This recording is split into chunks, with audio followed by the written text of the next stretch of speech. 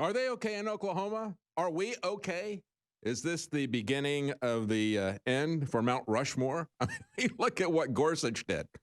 And as I said this morning, I said this ought to put the nail in the coffin for this idea that has been disproven for the last 50 years. You know, this fantasy that Republicans have, Republican voters, because, again, the GOP doesn't have any fantasy about this. They want to keep abortion going.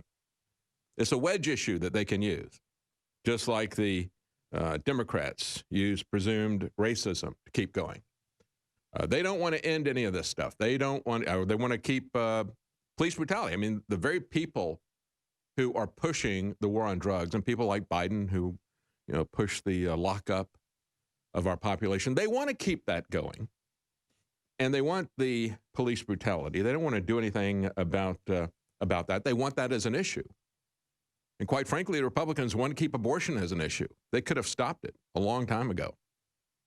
Anybody who looks at the Constitution in just a cursory glance and reads the Bill of Rights, 9th and 10th Amendment, understands that there's no basis for what the police have been trained to do in the war on drugs. There's no basis for the Supreme Court to decide and to dictate when life begins to people.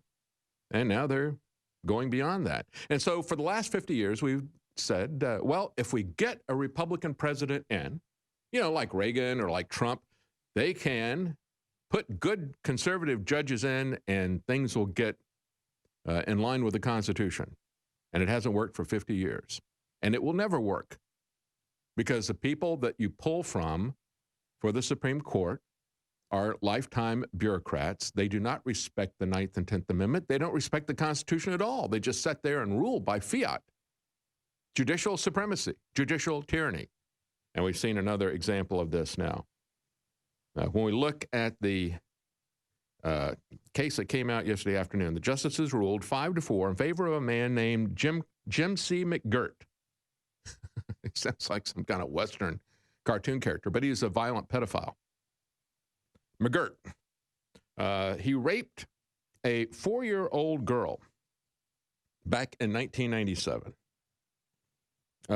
He is now 71, and of course, this poor 4-year-old victim is now 27 after having suffered with this. This is what he did not contest, that he did this when he was found guilty.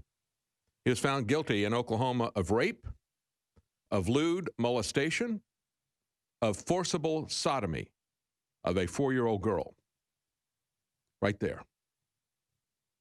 This pedophile tried every kind of he did not say that he was not guilty of any of that. He just said, I'm a member of the Seminole Nation, and I was on land that is claimed by the Creek Nation, and therefore you have no legal jurisdiction to punish me for rape. And Neil Gorsuch wrote an opinion, just recently appointed by President Trump, wrote an opinion supporting that. Supporting that.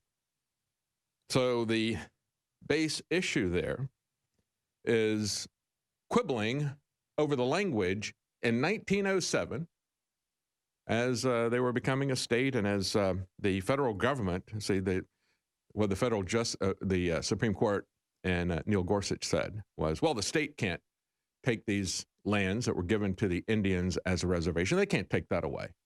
Well, it was taken away by Congress in 1907. So then they quibble over the language of Congress. Was it specific enough to satisfy? And Roberts thinks that it was. Roberts was on the losing side of 4 justices. He said Congress made no attempt to conceal its intention to disestablish reservation lands. He said the court suggests that Congress sought to tiptoe to the edge of disestablishment. Quite the opposite. Through an open and concerted effort, Congress did what it set out to do, to transform a reservation into a state. And again, this all goes back to Agenda 21 stuff and the UN 2030 agenda for sustainability. The fact that the government claims that it owns most of the land out west because those areas became states after the government overthrew the Constitution with Lincoln's War. That's really what happened. They said, well, we have all power now. We're going to rewrite constitutions. We're not going to allow states. Once you come in as a state, we're still going to keep control of that federal land, unlike what they did east of the Mississippi. East of the Mississippi, what they did was they turned over the land to private individuals, which is what they should have done out west. And so anyway, and as they look at this, this guy, this pedophile, and this is the thing that I think is amazing, the fact that he's not even a member of that tribe. He's a Seminole, claims to be, and this is land that was claimed by the Creek Nation.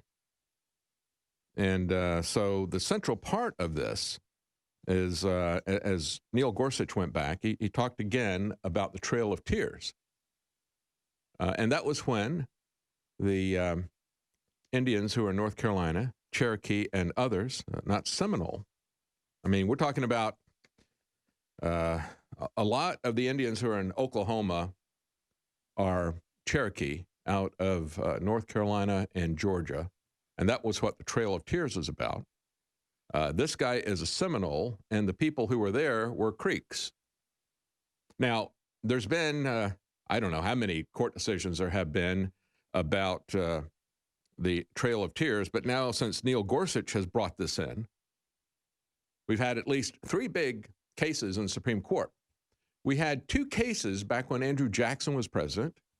First, the Supreme Court said, yeah, you can relocate these people. And then when they saw what was happening, within a year, the Supreme Court reversed itself. That must be something that keeps John Roberts up at night, because his primary thing is not individual liberty. It's not being obedient to the Constitution. His primary thing is to be obedient to former Supreme Court decisions and do not overturn them regardless. He will reverse himself, as he did over the abortion issue. He'll reverse himself before he will reverse a Supreme Court majority opinion. So even though he decided a couple of years ago that, yeah, this law to protect women's health in abortion centers, I think that ought to go forward. Then when the majority says no, and the same law comes up again from a different state, now John Roberts joins the other side to make it 5-4 because he doesn't want to change the Supreme Court's decision. He doesn't care about life of women, women's health in abortion clinics. He doesn't care about the Constitution. Of course, he doesn't care about that. Just wants to preserve the authority of the Supreme Court. So it must keep him up at night to think back historically to when the Supreme Court reversed itself in 1 year. And then when they reversed themselves, Andrew Jackson, whose policy was to forcibly remove the Cherokee to Oklahoma and the Trail of Tears, and I think it was a heinous policy, but it was his power under the Constitution. And we don't have presidents like Andrew Jackson, in spite of the fact that President Trump puts his portrait up. President Trump is no Andrew Jackson. Because Andrew Jackson said, you've made your decision, let's see you enforce it. And he went ahead and did what he had the constitutional right and power to do under separation of powers. And that is something that is incredibly important, that we preserve the separation of powers. Without that, we have now wound up with a court that is supreme over everyone and everything. And we continue to bow and scrape to them. And so now the result of this trial is that tribal members who are found guilty in state courts for offenses like violently raping a 4-year-old are now going to be able to challenge their convictions and get out of jail. It's a get out of jail free card for every Indian in these claimed territories. That's the bottom line. And then, of course, it throws the legal status of all these people up into the air. 1.8 million people, only 15% of them are Native Americans. That means that there's 1.5 million people who are not Native Americans, but now they're going to be under some kind of legal system that's run by this corrupt Bureau of Indian Affairs. You know, Neil Gorsuch likes to talk about the fact, well, we made a treaty and we got to stick to that treaty no matter how difficult it is. Well, as Russell Means of the American Indian Movement said in his book, Where White Men Fear to Tread, he said the federal government has broken every treaty it ever made with the Indians. The treaty they made with a white man is called the Constitution, and they're breaking every aspect of the Constitution. What are you going to do about it, white man? What are you going to do about it, white man?